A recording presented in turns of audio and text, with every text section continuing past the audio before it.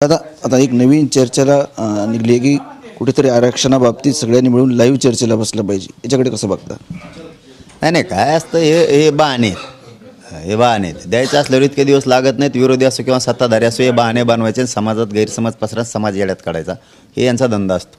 हे धंदाच म्हणायचे यांना. हे राजकारण म्हणजे धंदाच म्हणून करतात. सामाजिकरण म्हणून हे करत नाहीत किंवा अर्थकारण सामाजिक विकासाचं म्हणून हे कधीच करत नाही आहेत. हे धंदा म्हणून करतात कधी पण. राजकारण हे यांचा धंदा झालेला आहे. ज्यांना गोरगरीब जनतेचे अश्रू दिसणार नाहीत, शेतकऱ्यांचे हाल दिसणार नाहीत, शेतकऱ्यांमध्ये काय अडचणी आहेत ह्या दिसायच्या नाहीत, त्यांच्यासमोर किती मोठे संकट उभं राहिलेत हे दिसणार नाहीत. कोणात बी म्हणतो आम्ही कोणचीही जात असो आंदोलन करायला लागली त्यात गैरसमज पसरून द्यायचा आणि मोकळं व्हायचं. तुम्हाला चर्चा करायला कोणाच बंधन आहे का? विरोधी असं सत्ताधारी असो, द्यायचं असं देऊन टाका ना, द्यायचंच नाही आहे. परंतु समाजच आता हुशार झाला आहे, लय हुशार झाला आहे की हे येड्यात काढीत आहेत आपल्याला. हेच आपल्याला येड्यात काढतात. हा म्हणतो एक जण, दुसरा नाही म्हणतो, दुसरा हा मानला तर तिसरा नाही म्हणतो. ही शाळा आहे, हे डाव आहे, हे षडयंत्र ओळखलं आणि समाज हुशार आहे, यांना बरोबर धडा शिकवतो आहे. काही मराठा समाजाचे कार्यकर्ते असतील, संघटना असतील, ते शरद पवारांची भेट घेतात आणि त्यांच्याकडून असं हवं आहे की ओबीसी किंवा मराठा आरक्षणाबाबतीत शरद पवारांनी स्पष्ट करावं. ही संघटना तुम्हाला विचारतात का? त्यांना सहमती आहे? नेमकी खेळी काय चालू आहे?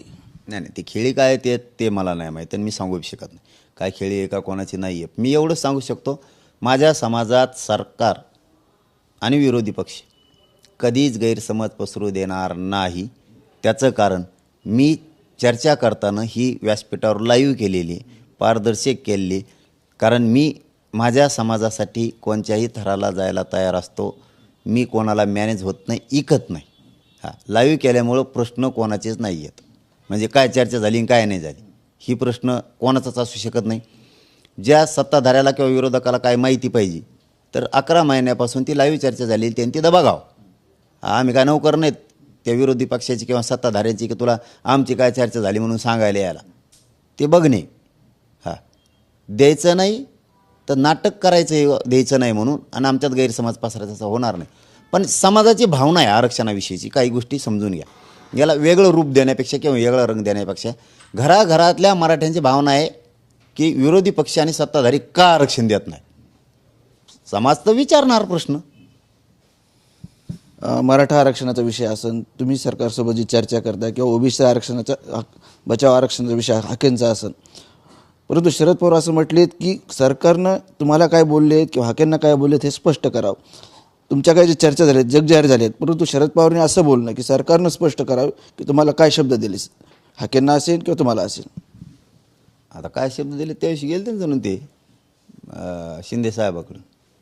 तिथं काय स्पष्ट काय झालं नाही, काय झालं तर असेलच ना. जाऊ द्या ना. मला काय माझं काय म्हणणं आहे समजून घ्या की हे डाव दिसतोय मला, षडयंत्र दिसतंय मोठं विरोधीचं आणि सत्ताधाऱ्यांचं दोघांचं पण.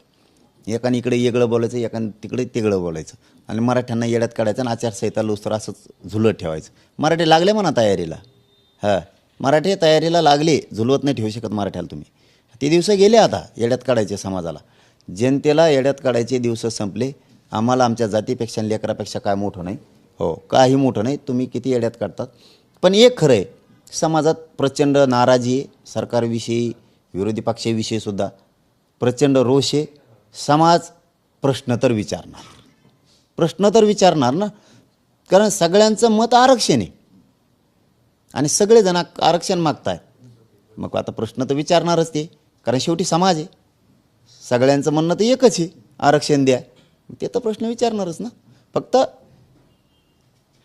कोणाचा जर काही गैरसमज असेल, चर्चा काय झाली बाबा माहीत नाही ती सांगा, त्यातून मात्र मी निष्कलंक आहे. लाईव्ह चर्चा केल्यामुळं घराघरातल्या माझ्या मराठ्यांना माहिती आहे चर्चा काय झाली, मागणी काय आहे, सरकारनं काय आश्वासन दिलं आणि आपण काय त्यांना दिलं हे माहिती. कोणाचा जर काही प्रश्न किंवा गैरसमज असेल समाजात तर आता प्रश्न राहिला विरोधकांचा आणि सत्ताधाऱ्यांचा, तर लाईव्ह ती पण चर्चा झालेली आहे. आम्ही सरकारला काय मागणी केली, सरकारने आम्हाला काय सांगितलं आहे, सरकारला किती दिवसाचा वेळ पाहिजे होता ते करून देण्यासाठी, आपण किती दिला आहे, हे सगळं असल्यामुळं कोणीच कोणाला प्रश्न विचारत नाही. सत्य सांगतो मी तुम्हाला. समाजात माझ्या समाजातला साधा शेतकरी माणूससुद्धा प्रश्न विचारत नाही. त्याचं कारणच आहे त्यालाही माहिती काय मागणी आहे आपली, काय चर्चा आहे आणि आपल्याला आरक्षण का देत नाहीत. विरोधी मिळू देत नाही, सत्ताधारी मिळू देत नाही, सामान्य मराठ्यांना नाही माहिती. त्यामुळे प्रश्न. आणि हे जर मी आंध्रात केलं असतं हेच, तर समाज संभ्रमात 100% ह्या सत्ताधाऱ्यांनी आणि विरोधकांनी टाकला असता, 100% टाकला असता. सांगा काय चर्चा झाली ती. त्याच्यामुळे मी ओपन चर्चा केली. त्यामुळे समाज असा धाडसानं जातीच्या पोराच्या बाजूने आहे. समाज म्हणतो हट, हे सरकार फसवत आहे, हे विरोधी फसवत आहे, बघू. म्हणजे समाज योग्य दिशेने योग्य ट्रॅकवर आहे. आमचा जीव आरक्षणात हे मराठ्यांचा आणि राजकारण्यांचा जीव सत्तेत आहे. दोघांचं ओळखीलं आहे आता काय आहे ते. कारण आम्हाला पाहिजे आरक्षण, ते सरकार देत नाही. आणि सरकारला पाहिजे मग सत्ता, आता ती मराठी देत नसतेत, अजिबात नाही. काय काय तयारी चालू आहे? फुल थोडं थांबा, जरशी फुल चालू आहे. आता आम्ही काय, हे बघा, सामान्य मराठ्यात जशी खतखते तशी सगळ्या जाती धर्मात खतखते. वरून वेगळं दिसतंय.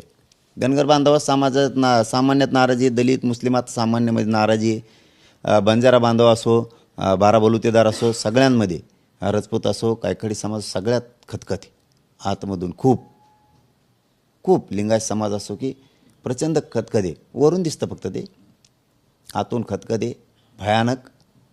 आणि सरकारला आणि विरोधी पक्षाला अपेक्षित नसणारं चित्र राज्यात होऊ शकतं, अपेक्षित नसल्यावर. आणि म्हणून सांगतो मी बार की मला राजकारणात नाही जायचं. तुम्हाला विनंती करून सांगतो मी, मला आणि माझ्या समाजाला नाही जायचं. आमचं ठरलेलं द्या. तुमचं राजकारण तुम्हाला लकलाप, हेच मराठी तुम्हाला डोक्यावर घेऊन नसते. मी काय बोलतो आहे समजून घ्या, ही विनंती आहे माझी तुम्हाला. मला राजकारणाकडे नाही जायचं. तुम्ही समजताच तसं नाही आहे. तुम्ही समजतात तसं महाराष्ट्रातलं चित्र सध्या नाही. तुम्हाला जे सत्तेचा गर्व झाला त्यातून बाहेर येऊन थोडं बघा. तुम्हाला वाटतंय तसं चित्र राज्यात नाही.